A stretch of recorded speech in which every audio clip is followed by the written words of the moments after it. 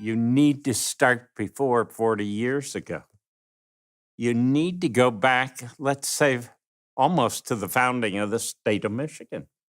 Or, for purposes of my story, which is the only story I really know, is that C.S. Mott, the founder of the Charles Stewart Mott Foundation, was born in 1875.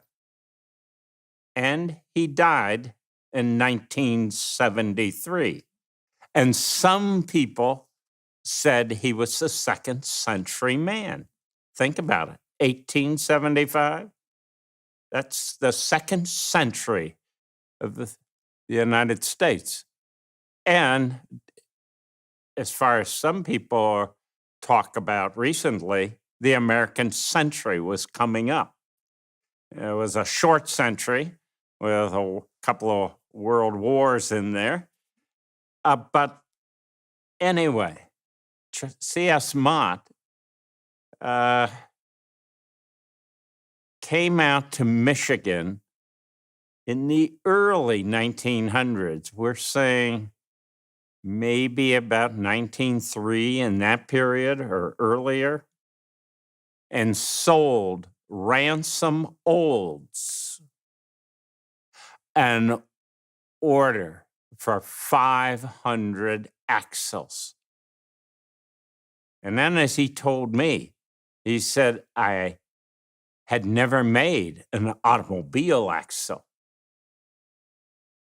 So I went home, because he was a bicycle manufacturer, pipe your pedal.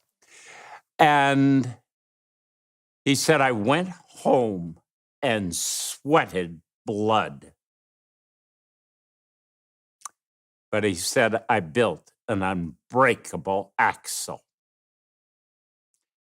And that led, of course, to his company becoming the largest axle manufacturer in the world. And then he was invited by Billy Durant, who was the founder of General Motors, and it had been founded in Flint. It hadn't been founded yet, but he was invited by Billy Durant, who was running the Buick Motor Car Company at that time, or owned it, to come to Flint, Michigan. He did.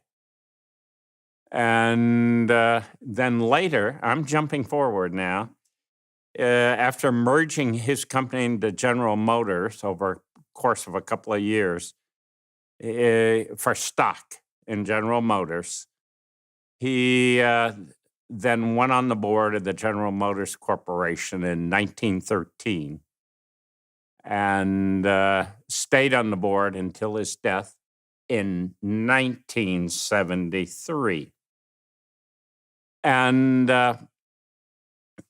so he was, at one time, he was the chief of staff of General Motors, which would be the chief operating person.